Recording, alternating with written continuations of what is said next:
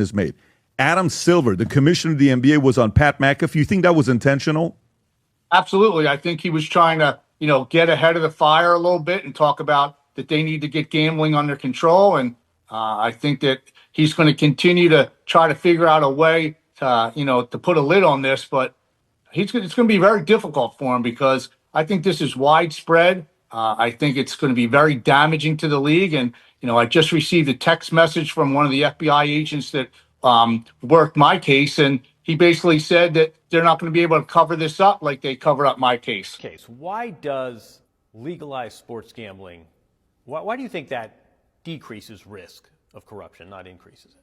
I think it decreases risk dramatically because we have access to the betting information. I think when you have an underground business operating in the shadows, you have no idea what people are betting on your own events. Okay, so in today's video, we got to talk about the FBI investigating Adam Silver, man. It's looking like a lot of people was kind of hinting that this has been going on for quite some time inside the NBA, and a lot of people just wasn't catching this at the time. Rasheed Wallace even spoke about this on his podcast a long time ago. Let's check out this clip right here. That's why I was just saying, as I got older, I didn't have to do all the cussing or come with attitudes. No, I'm just hitting them with logic now. Like, oh, so y'all got that email last night, huh? Oh, then they flare all up. What are you talking about? Oh, yeah, I know about y'all email. No, let's not forget that. I know about that.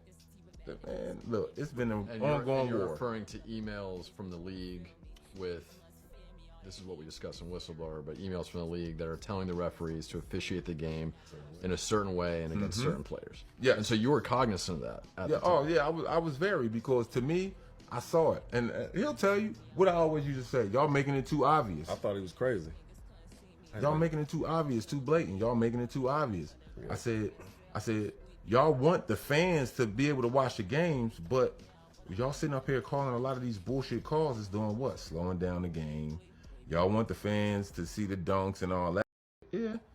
So call that both ways or don't call that shit. The named defendants are charged for their alleged roles in both schemes. This alleged illegal gambling operation hustled unwitting victims out of tens of millions of dollars and created a financial pipeline for La Cosa Nostra to help fund and facilitate their organized criminal activity. Victims were attracted to play alongside well-known professional athletes and coaches like Chauncey Billups, only to be unknowingly deceived through rigged shuffling machines, fixing the odds in their favor, as alleged and as you just heard from the U.S. Attorney's Office. This alleged scheme wreaked havoc across the nation, exploiting the notoriety of some and the wallets of many to fund the Italian crime families.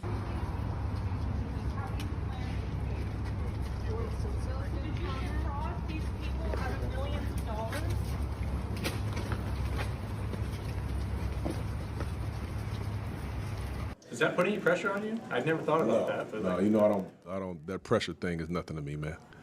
I do the best I can and let the chips fall where they may. You know that about me by now, quick. So you did 30 months, correct? I got sentenced to 30 months. I did 10 months in 8 days in. I did 7 months in a halfway house, and then I did a month on home confinement. What do you feel like the next steps are moving forward with Chauncey? He's going to have to make some decisions about how he wants to approach this, because when you're facing, a lot of time, you have to calculate how you want to navigate it.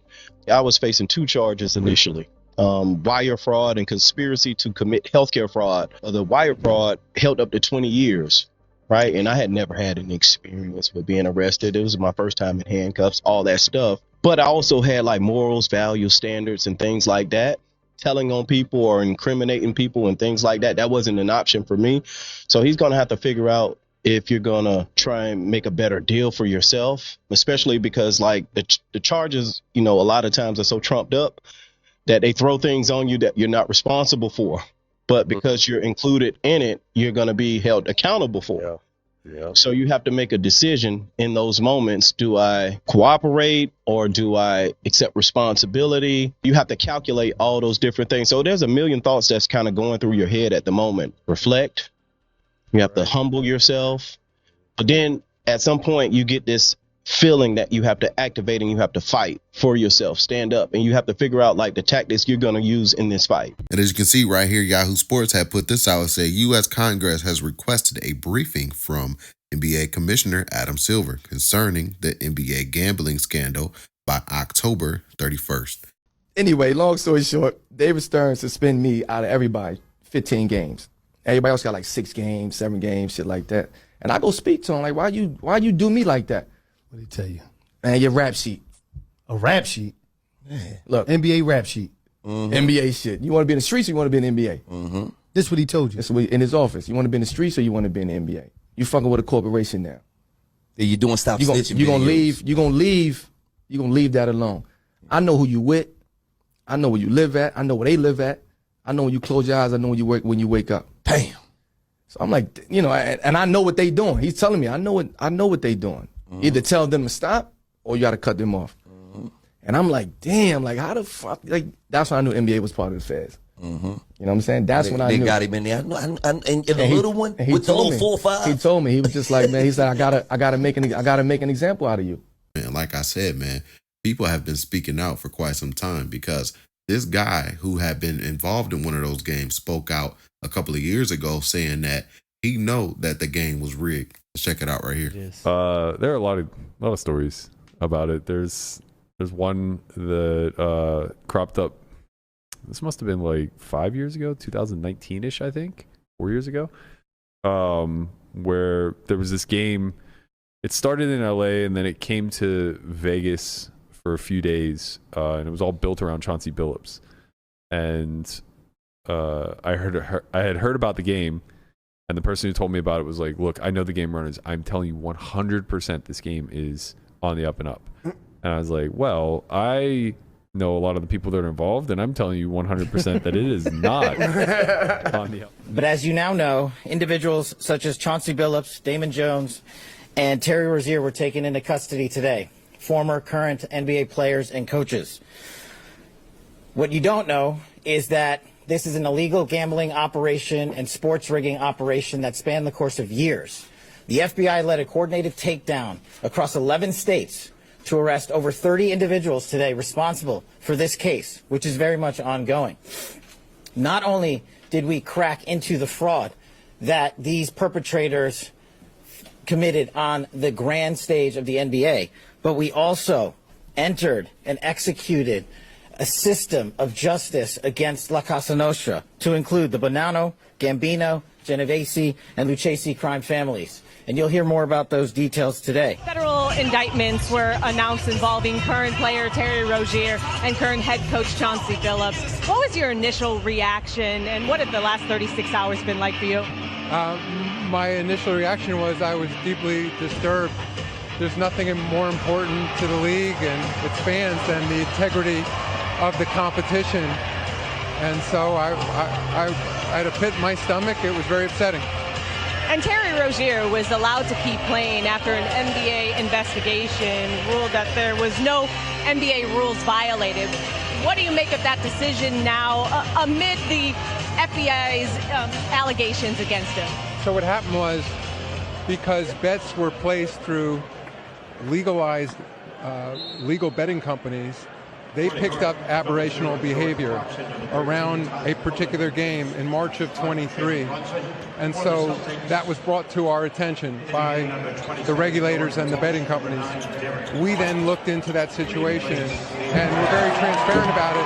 And while there was that aberrational betting, we frankly couldn't find anything. Terry at the time cooperated. He gave the league office his phone. He sat down for an interview. And we ultimately concluded that there was insufficient evidence, despite that aberrational behavior, to move forward. We then worked directly with the law enforcement, as they said at the press conference, that the league has been cooperating.